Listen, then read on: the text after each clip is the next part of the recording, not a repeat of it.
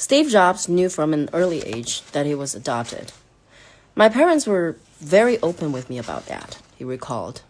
He had a vivid memory of sitting on the lawn of his house when he was 6 or 7 years old, telling the girl who lived across the street, "So does that mean your real parents didn't want you?" the girl asked. Lightning bolts went off in my head, according to Jobs. I remember running into the house crying, and my parents said, "No, you have to understand." They were very serious and looked me straight in the eye. They said, "We specifically picked you out." Both of my parents said that and repeated it slowly for me, and they put an emphasis on every word in that sentence. Abandoned, chosen, special, those concepts became part of who Jobs was and how he regarded himself. His closest friends think that the knowledge that he was given up at birth left some scars. I think his desire for complete control of whatever he makes derives directly from his personality and the fact that he was abandoned at birth, said one longtime colleague, Del Yocam.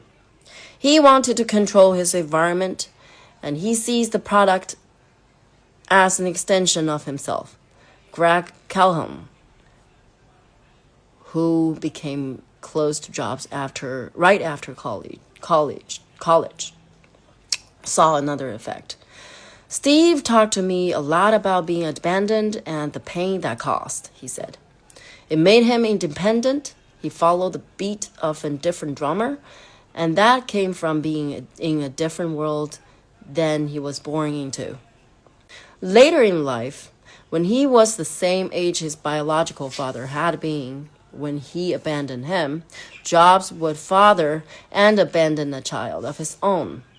He eventually took responsibility for her. Chrisanne Brennan, the mother of that child, said that being put up for adoption left Jobs full of broken glass.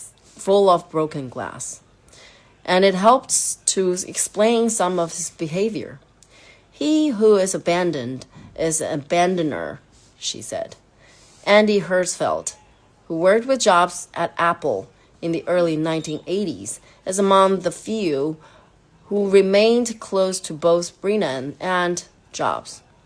The key question about Jobs is why he can't control himself at times from being so reflexively cruel and harmful to some people, he said.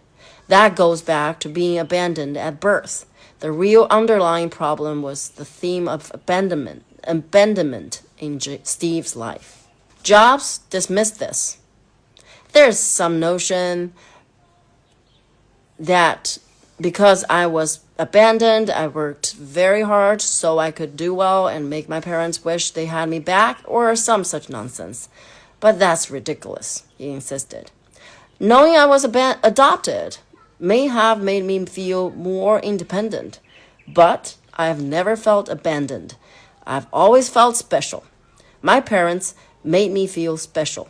He would later bristle whenever anyone referred to Paul and Clara Jobs as his adopted parents or imply that they were not his real parents.